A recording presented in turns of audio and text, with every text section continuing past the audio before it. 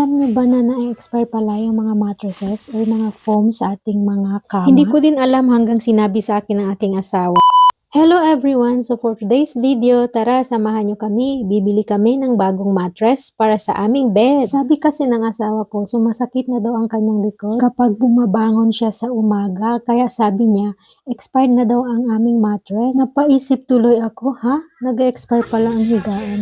Kaya napag-google tuloy ako at totoo nga. Ang sabi nga ni Google, mostly daw yung mga mattresses ay naglalast lang ng 7 to 10 years. Ang dami din palang klase ng mattresses at habang mas mahal, mas maganda daw ang quality at comfort. Pero si Habi lang talaga ang may alam kung anong magandang klase. Dahil ako, hihiga lang naman. Basta malambot sa aking likod, okay na. Dito sa tindahan na pinuntahan namin, puro bedrooms at home essentials ang mga binibenta. Habang nag-iikot kami, may nakita kaming swing ng anak ko.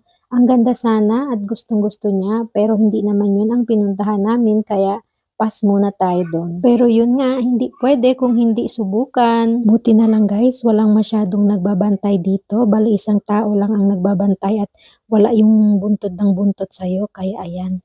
Napasakay yung anak ko. And this one's swing. Oh, that's a swing, yeah. It looks like a swing. It's so cute. Mommy. No, not too fast because you break it. It's so cute. Okay, smile. Stay there. Smile. 1, 2, 3. Fast forward, nung nakuha na namin ang mattress, eto na nga at pinalitan na namin yung luma.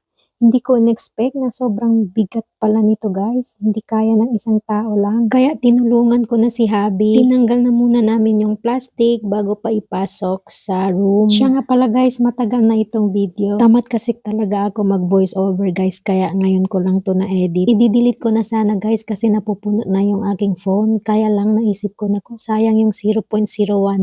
Huwag ka na magreklamo dyan. Ginusto mo yan. Content creator pa more. Pero bahala na nga si Meta, basta nag-enjoy ako. Balik nga sa ating video guys, naku, nahirapan na ata kami magtanggal ng plastic And finally, naipasok na nga namin sa bedroom at eto, kasyang-kasya lang sa aming bed frame. So bago natin susubukan ay lagyan muna natin ng sheets para hindi naman siya madumihan. Ay bago pala ang sheets ay naglagay ako ng bed protector cover. Ito siya ay waterproof kaya kahit makaihi ka habang natutulog hindi talaga mababasa yung mattress. At eto nga ipapakita ko sa inyo ang kaibahan ng lumang bed. Ito, lumang mattress. At ito yung bago. O, diba? Anong masasabi nyo?